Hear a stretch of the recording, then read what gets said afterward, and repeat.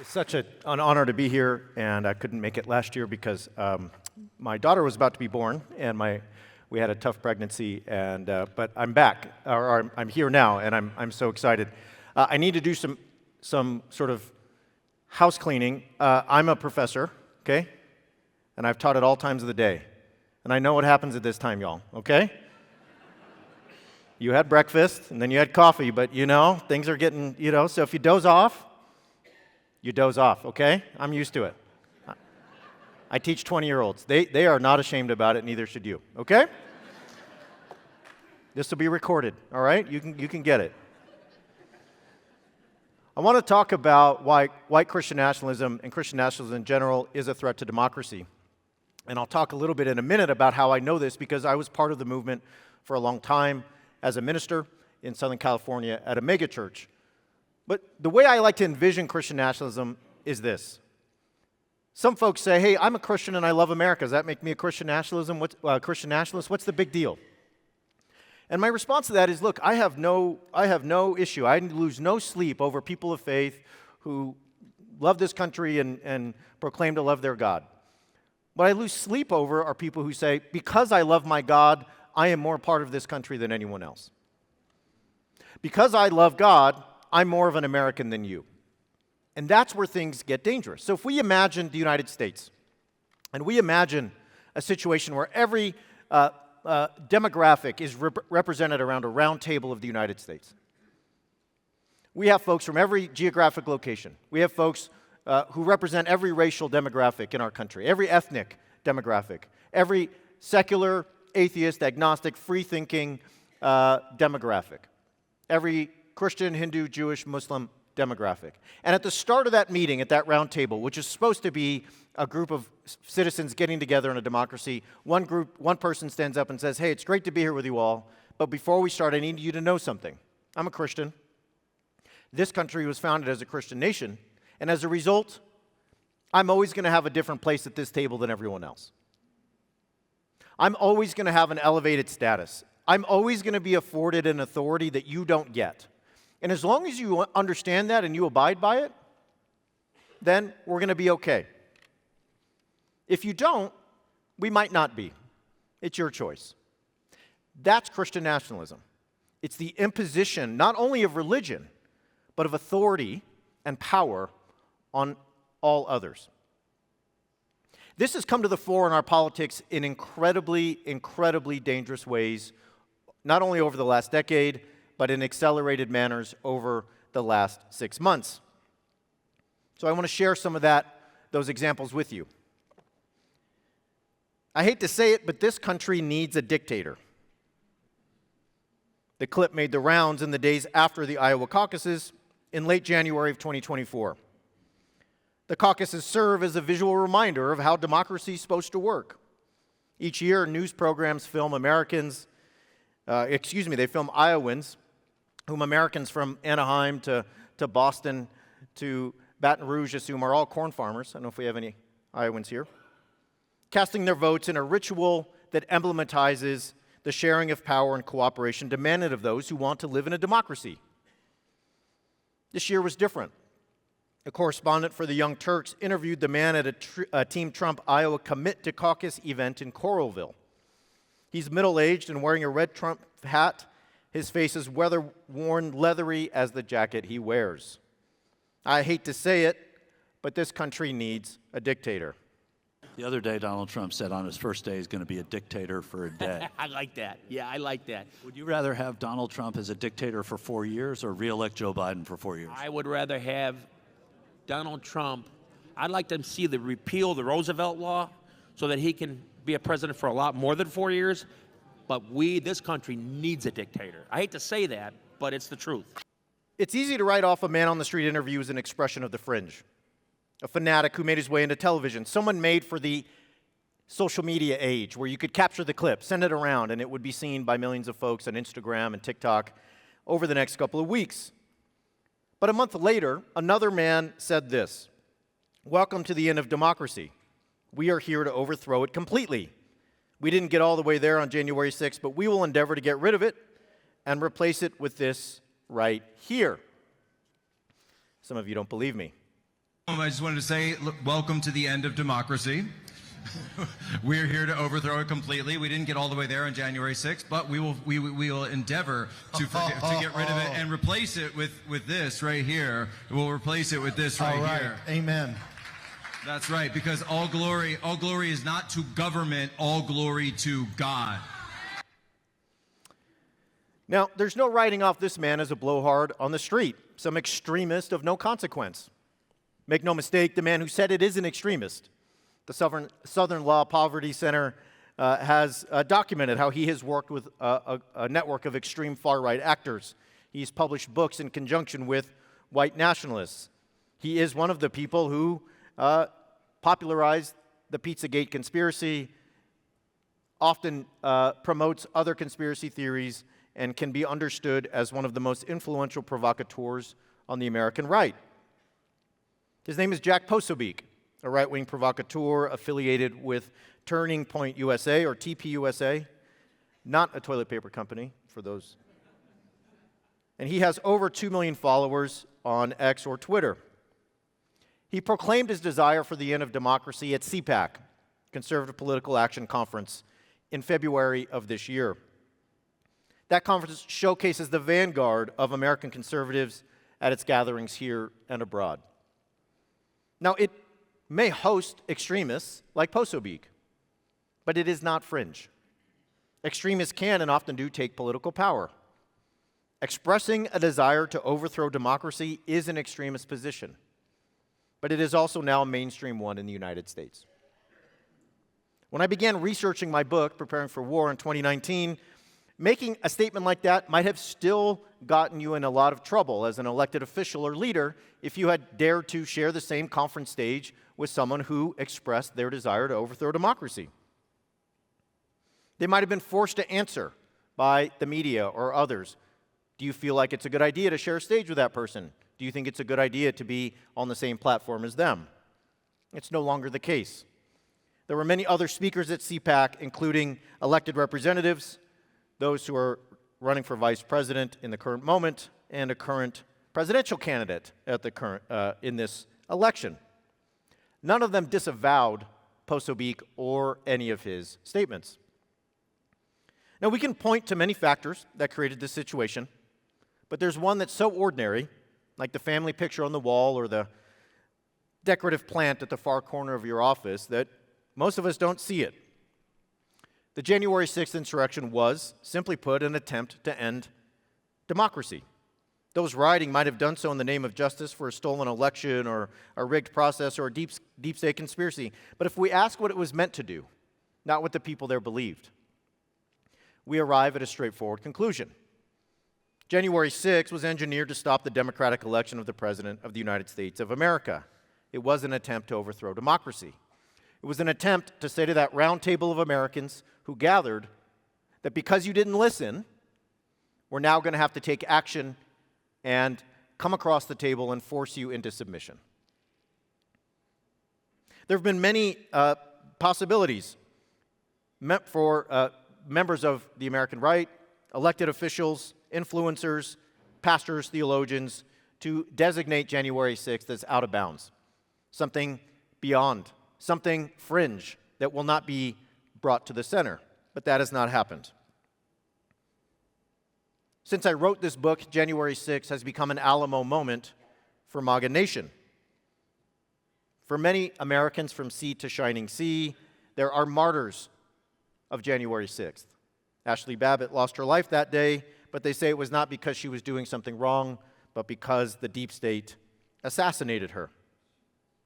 They wear her picture on patches and on stickers. They wave a flag with her face on it at rallies. We've witnessed border convoys led by some of those present at J6, caravanning to the southern border in order to prevent the country from, quote, being overrun by globalists, who they claim are conspiring to keep U.S. borders open and destroy the country. Some elected members of Congress have called the J6 folks who have been jailed for their actions hostages or political prisoners.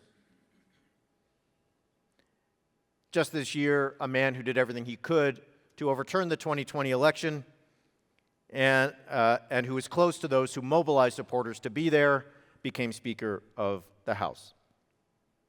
State courthouses have been evacuated. Federal judges have been doxxed. A state representative in Arizona proposed a bill that would have declared Donald Trump the winner of the presidential election in the state before the election even took place. Theologians, historians, think tank pundits, and philosophers have published books and papers arguing that perhaps a post-constitutional America with a red Caesar or Christian prince would be a better way forward for the country. Pastors and provocateurs have expressed a desire for blasphemy laws and other measures that would punish Americans for not obeying what they take to be biblical law. These are the small fires everywhere that the unextinguished embers of January 6th have left to burn. They are reducing our democracy to ashes, and they are doing it in order to build something else. In my view, much of that movement and that history can be traced to a 6-decade mobilization effort to overthrow American democracy as we know it. What happened on January 6th was shocking, but it was the outcome, in my view, of 60 years of Christian nationalists organizing to, quote, retake the country from those who they think don't deserve it, those people around the table who they think should have less of a place in this nation than them, the ones that don't understand that you need to sit down and be quiet if you're not one of us, and everything will just be fine in the country. Those of us who clamored for civil rights and representation, those people that demanded the right to be free and equal in the democracy in which they supposedly live. Those folks, in their minds, are the enemies that need to be overcome. For them, power rather than democracy is the sacred value because they believe that God has chosen them to order the country according to his vision. If God has dominion over all the earth, they see themselves as the dominators of human society, the enforcers of God's plans. And I know that because I used to be one of them. Now, the hits keep coming. I've talked about January, a man in Iowa who says we need a dictator. February, a very influential man who says we're here to end democracy and overthrow it completely. Well, this summer, there was more, if you can believe it. NatCon, or the National Conservatism Conference, is another major organization and conference that happens every summer. It has for the last couple of years. According to its statement of principles, NatCon maintains that public life should be rooted in Christianity and its moral vision. It's backed by the Edmund Burke Foundation, and in recent years, the conferences have become a kind of place to be for Christian nationalists and right-wing speakers and elected officials to articulate their visions to, quote, recover and reconsolidate the rich tradition of national conservative thought. Well, this year was something even altogether different. It was in Washington, D.C. in July. And at the close of one particular session, the moderator, a man named Yoram Hazony, asked these questions. When you think of this coming state where the Christian commitments are maximized, is there room for Jews or fellow Bible believers? Is there room for Muslims or Hindus? Well, who was on the panel that Hazony was moderating? It was a duo once thought to be unlikely in terms of appearing on stage together, but whose political commitments and visions now seem eerily resonant. One was Al Mohler, president of the Southern Baptist Theological Seminary. Another was Doug Wilson, the pastor, publisher, and podcaster headquartered in Moscow, Idaho. For those attentive to Protestant politics, this was a watershed moment. The figurehead, Al Mohler, of the largest Protestant denomination in the country, sharing a stage with the firebrand provocateur who once praised slavery and has labeled himself the spokesperson of American Christian nationalism. Doug Wilson once said that the time of enslavement in this country was the time of the most harmonious race relations we've ever had. Mohler holds sway over millions of Southern Baptists as the leader of their most important institution. Wilson reaches millions through sermons, his publishing house, his podcast, his media empire, and his network of churches. By the time Hazony asked the question, the two men had been discussing their political theological visions for nearly an hour, but it all came to a crescendo once he asked, about who would be included in this theoretical Christian nation. When you think of this coming state where the Christian commitments are maximalized, is there room for Jews or fellow Bible believers? Is there room for Muslims, Hindus? How do you approach thinking about a maximally Christian committed state in a world in which the partners for getting there, quite a few of them are not going to be Christian? I would say briefly that Jews in this ideal republic that I would envision or that we'd hammer out, Jews would be more welcome than they currently are here. Yeah, I would say enthusiastically so. And so, for instance, among my tribe, so to speak, theologically,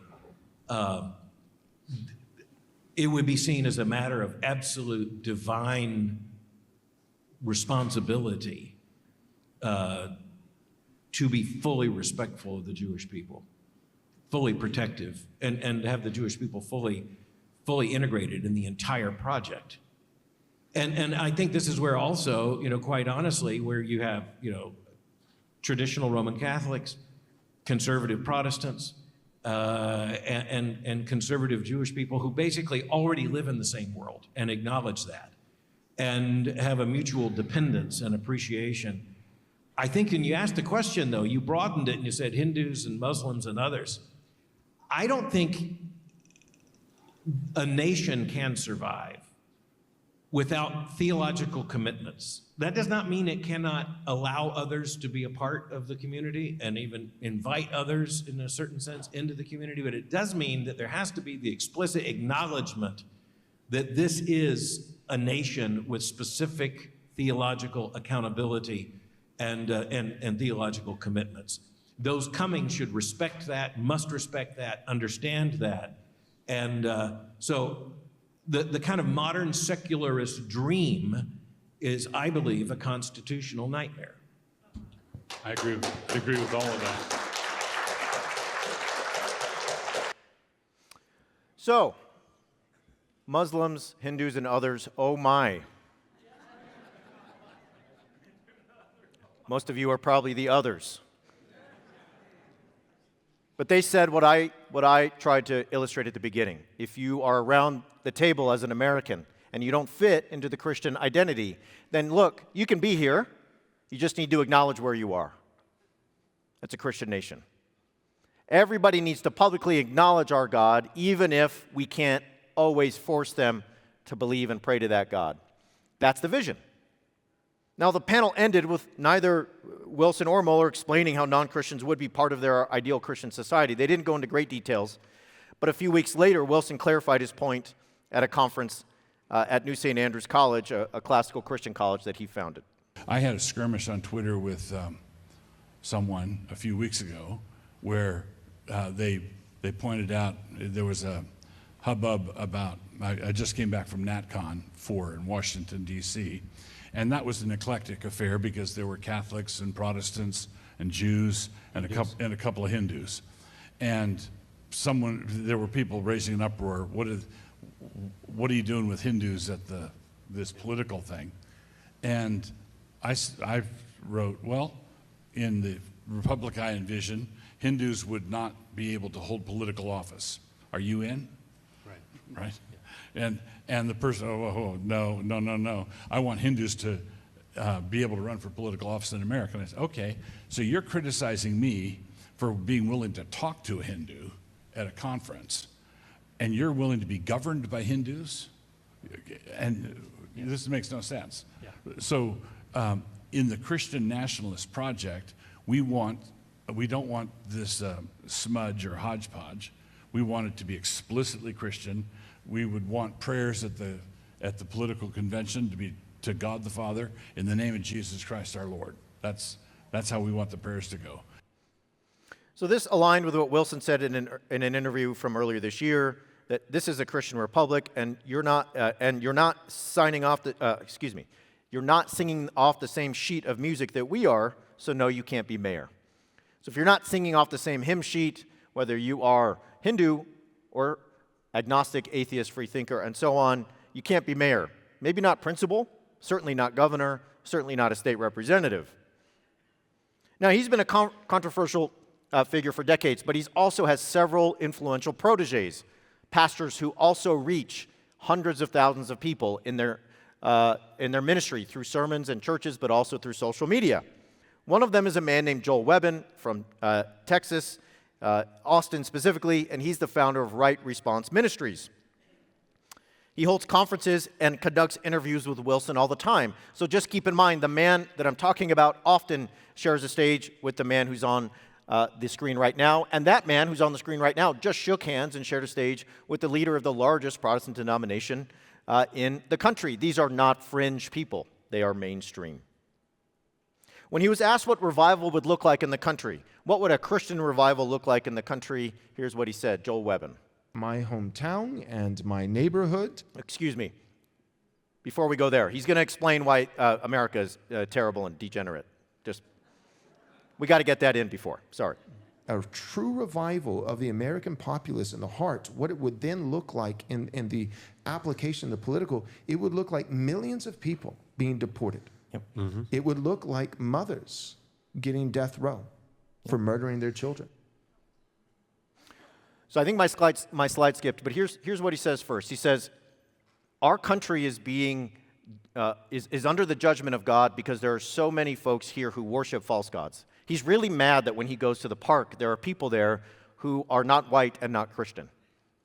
And he says that is a sign to him the country has really come under the judgment of God. Because in ancient Israel, whenever there were people present in the nation who did not worship their God, that was a sign of judgment. So if you're not a Christian, and he says it pretty explicitly, you're not a white person, there's a pretty good chance that you're a sign of judgment from God on this country. He then says revival would look like 10 or 20 million people getting deported and women getting the death penalty for murdering their children. You want to hear more from him? Probably not. No more videos, but here's what he says about where we are in the country. We are degenerates. The Constitution is not suited for governing degenerates. But I think for our population that is degraded morally and culturally, religiously, as far as we have, you need power. Men must be governed. You need a Caesar type. I don't think constitutioning even harder is going to get us out of our current mess. Do y'all see a theme from today? We need a dictator. We're here to overthrow democracy. You're not allowed here if you're not a Christian and if you're not worshiping the right God. And you know what we might just need to fix this? Caesar. Now, there's another even more influential protege of Doug Wilson's named Stephen Wolfe, the author for The Case of Christian Nationalism, a book that was ranked in the top 100 on Amazon upon release. I'm an author. I have, from time to time, checked Amazon ranking lists once a year, once an hour. It's not a big deal, okay? It's never been in the top 100. His was there for quite some time. In his mind, nations can only be founded on a shared ethnicity. He talks about kin. He argues that nationalism is based on the shared ethnicity of a Volk, based in blood relations. He says, I am male and am rooted ancestrally in Western Europe and am speaking largely to a Western European male audience. We've now got to Volk and homeland in the case for Christian nationalism. On the ground, Stephen Wolfe thinks that interracial marriage is almost always a sin. Women should willingly give up the vote in order to ensure the nation is run by men as God intended. In a nation run by a hierarchy of Christian leaders with a Christian prince at the helm, Wolfe also advocates for the enforcement of Sabbath laws and the punishment of false religion, anything outside of the state-approved Christian practice. There goes the 19th Amendment. America are the hyphenated Americans. In a sense, these people are more complete human beings than the unhyphenated. Why? Because they have settled hearts with a people in a place, albeit a foreign place, while the unhyphenated have no place of their own. But we, the unhyphenated, those who trace our ancestry to Western Europe, whose roots extend beyond the Immigration Act of 1965 and Ellis Island, and which unite to this soil, we, the white Anglo-Saxon Protestants who founded, built, and died for and led this country for most of its history, we are not permitted in this new America to have a people or a place that is distinctly ours. There's no distant place that we call home. We have nowhere else to go. But this is our home. This is our native land. We are Native Americans, born of those who didn't immigrate, but who settled here. We are the sons and daughters of the people who settled this land. To describe America as a nation of immigrants, writes the great Harvard political scientist Samuel Huntington, is to stretch a partial truth into a misleading falsehood and to ignore the central fact of America's beginning as a society of settlers. All right. I'm glad I'm not after lunch because some of you would be having trouble right now. So we started today with a man on the street saying we need a dictator. It's easy to write that guy off, right? Then we got to Jack Posobiec, 2 million followers on Twitter, an incredibly influential person. We're here to overthrow democracy. Then we got to two overwhelmingly important Christian leaders shaking hands on stage saying, if you are a Muslim, Hindu, or other, you need to acknowledge our Christian God. Otherwise, there's going to be trouble. Then we got to Joel Webbin saying, we might need a Caesar because we're so degenerate and we're under God's judgment because of all of these others that are in our midst. And finally, we have the articulation that really is the crescendo of all of this, that we as the white Anglo-Saxon Protestants, the white Anglo-Christians, are Native Americans. That when I look at the round table, I am looking at a table of folks that are different than me. You immigrated here. I settled here. You have a story of making your way to the greatest nation on earth. I founded the greatest nation on earth. Now, it's comical, but it's also frightening, because what I've been trying to convince you today is these are not folks with 6 parishioners in an obscure church somewhere.